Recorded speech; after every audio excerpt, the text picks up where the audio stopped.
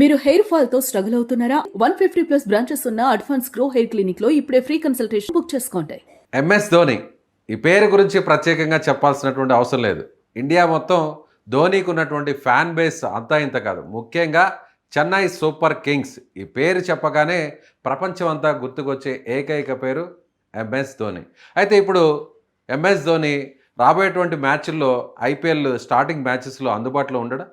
ప్రస్తుతం ఎంఎస్ ధోనికి ఏమైంది? సో 2 వారాలైనా లేదంటే యావత్తు అన్ని మ్యాచ్ల్లో కూడా ఈయన ఉండే అవకాశం ఉండదా? తెలుసుకునే ప్రయత్నం చేద్దాం. మనతో పాటున్నారు సీనియర్ స్పోర్ట్స్ అనలిస్ట్ వెంకటేష్ గారు. సార్ నమస్తే. నమస్తే విజయ్. సో ధోని లేకుండా చెన్నై జట్టును చూడాలంటే అది ఎవరికి కూడా అంత ఈజీగా డైజెస్ట్ కాదు. కానీ ధోని ఎందుకు అందుబాటులో లేడు? ఎన్ని రోజులు ఉండకపోవచ్చు?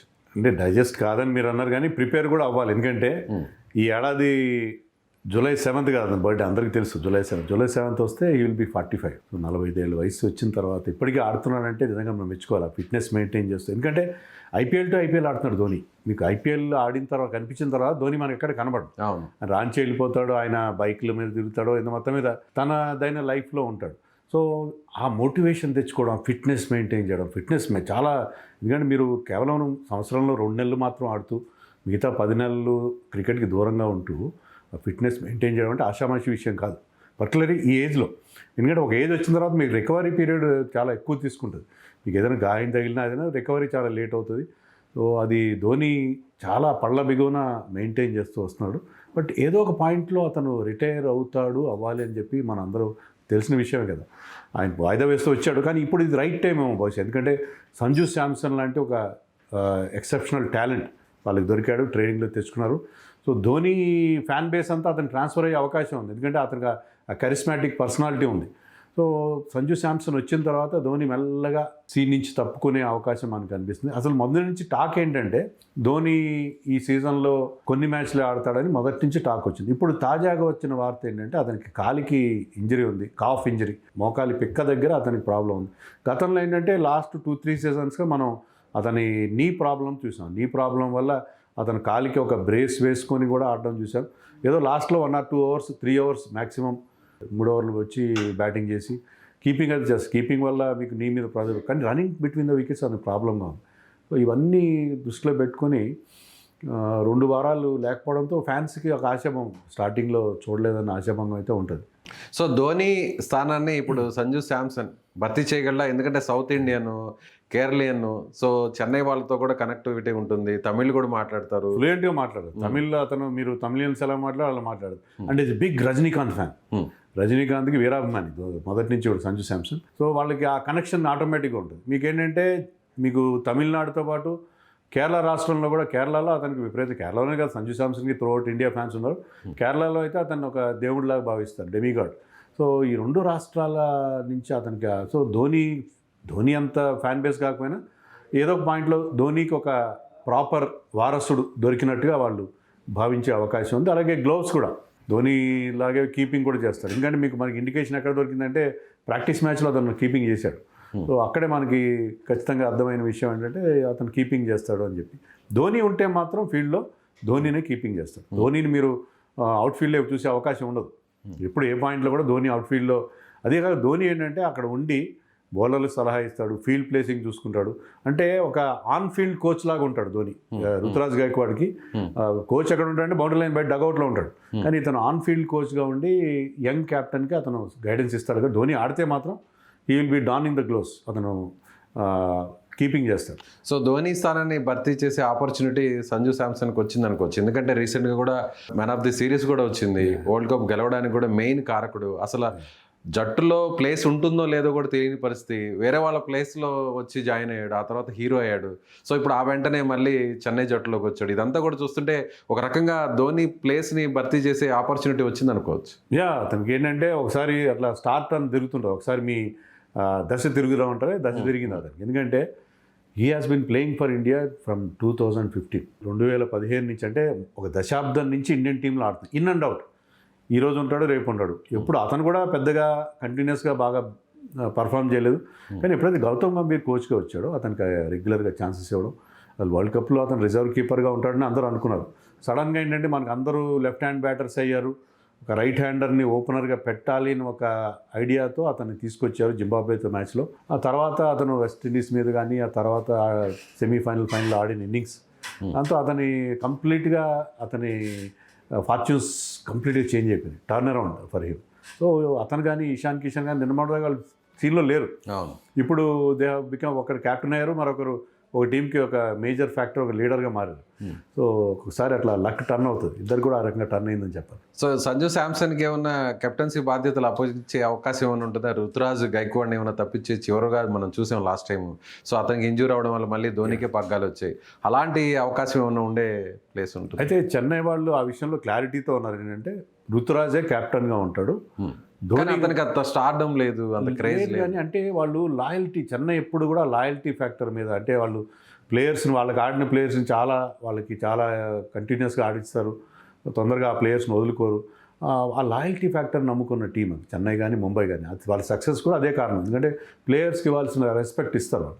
సో రుతురాజ్ని ఆల్రెడీ కెప్టెన్గా పెట్టారు. ఇప్పుడు కొత్తగా ఒక ప్లేయర్ బయట నుంచి వచ్చాడు కాబట్టి మీకు రెగ్యులర్గా ఉన్న కెప్టెన్ తీసేసి అతను పెట్టడం అనేది కరెక్ట్గా వాళ్ళు భావించట్లేదు. కానీ ఇన్ ద లాంగ్ రన్, ఈ సీజన్ కాకపోతే నెక్స్ట్ సీజన్, ఆ తర్వాత సీజన్ అయినా సంజు లాంటి ప్లేయర్ కెప్టెన్ అయ్యే అవకాశం ఉంది. కానీ ఇప్పుడు లేటెస్ట్ కాన్సెప్ట్ ఏంటంటే, మీరు your best player need not be the captain. మీరు ముంబై ఇండియన్స్ తీసుకోండి, ముంబై ఇండియన్స్లో ఇద్దరు వరల్డ్ కప్ విన్నింగ్ కెప్టెన్స్ ఉన్నారు. రోహిత్ శర్మ ఉన్నాడు, సూర్యకుమార్ ఉన్నాడు, మీకు బుమ్రా కూడా ఇండియా టెస్ట్ కెప్టెన్ చేసిన వాడు ఉన్నాడు, న్యూజిలాండ్ కెప్టెన్ చేసిన శాంట్నర్ ఉన్నాడు.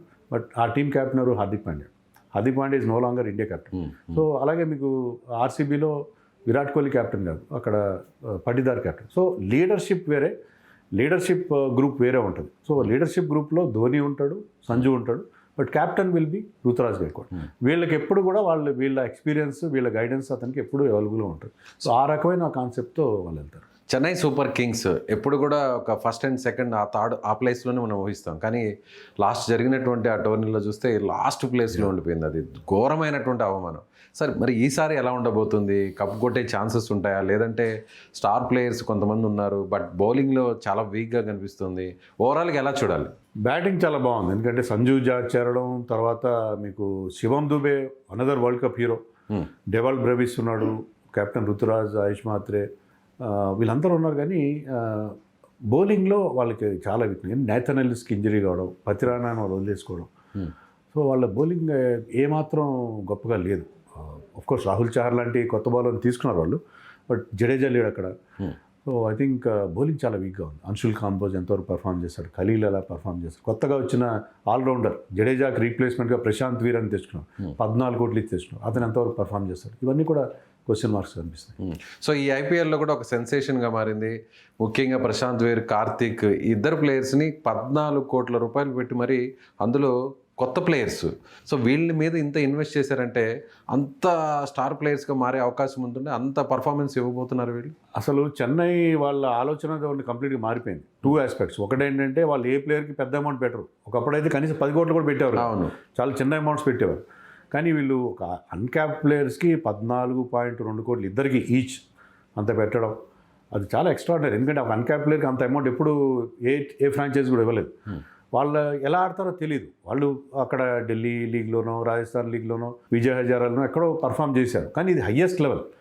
ఈ క్వాలిటీ బౌలింగ్ని ఎదుర్కొంటూ అలా 6లు కొట్టగలుగుతారా? ప్రశాంత్ వీర్ మంచి లెఫ్ట్ ఆర్మ్ స్పిన్నర్, బ్రహ్మాండమైన డౌన్ ది ఆర్డర్ మంచి 6లు కొట్టే బ్యాట్స్మెన్. కార్తిక్ శర్మ కొట్టే 6లు అయితే అవి నిజంగా నెక్స్ట్ లెవెల్ అని చెప్తున్నారు. చాలా పెద్ద బిగ్ 6 హీటర్గా అతను చెప్తున్నారు. సో చాలా పెద్ద రెప్యుటేషన్తో వచ్చారు. కానీ ఇక్కడ ఈ లీగ్ అనేది ఇంత క్వాలిటీ బౌలింగ్ ఉంటుంది, ప్రెషర్ ఉంటుంది, క్రౌడ్స్ ఉంటారు, ఆ ప్రైస్ ట్యాగ్ ప్రెషర్ కూడా ఉంటుంది. అంత పెద్ద అమౌంట్ అంటే 14 కోట్లు అంటే 14 మ్యాచ్లు ఆడతారు యూజువల్గా. అంటే మ్యాచ్కి ₹1 కోటి జీతం తీసుకున్నట్టు లెక్క. సో ఎంత ప్రెషర్ ఉంటుంది వాళ్ళపైన.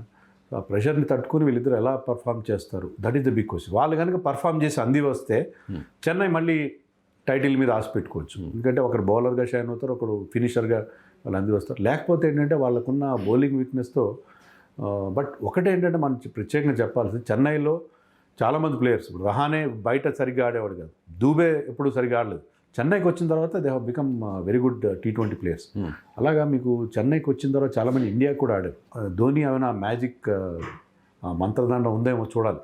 వీళ్ళు కొత్త ప్లేయర్స్తో కూడా వాళ్ళు అదే రకమైన మరి ఎఫెక్ట్ తీసుకొస్తారో we have to wait and see. So Dhoni ఒక రకంగా తిరిగి మళ్ళీ ఫిట్నెస్గా వస్తే మళ్ళీ టీంలోకి వచ్చే ఛాన్స్ ఉందంటారు మధ్యలో? టీంలోకి వస్తాడు ధోని, ఏదో ఒక పాయింట్లో ఆడతాడు. ఎందుకంటే ధోని ఆయన ఫ్యాన్స్కి చెప్పింది ఏంటంటే I will play my last match in Chennai, Chepauk స్టేడియంలో నేను లాస్ట్ మ్యాచ్ ఆడతాను ఫ్యాన్స్కి ఆయన హామీ ఇచ్చాడు. సో ఈ గాయం నుంచి కోలుకొని అతను ఆడేది 2-3 ఓవర్లే మొత్తం మీద వచ్చి ఒక గెస్ట్ అపియరెన్స్ లాగా వస్తాడు, వచ్చేసి క్యామియో రోల్ అంటారు సినిమాలో, అలా క్యామియో రోల్ ఆడి వెళ్ళిపోతాడు. అతను ఏదో ఒక పాయింట్లో వస్తాడు, చెన్నైలో ఆఖరి మ్యాచ్ ఆడతాడు. మోస్ట్ ప్రాబ్లీ ఇదే సీజన్ అతను లాస్ట్ సీజన్ కావచ్చు. సో ఈ సిరీస్లోనూ గుడ్ బై చెప్పే ఛాన్స్ ఉంటుంది.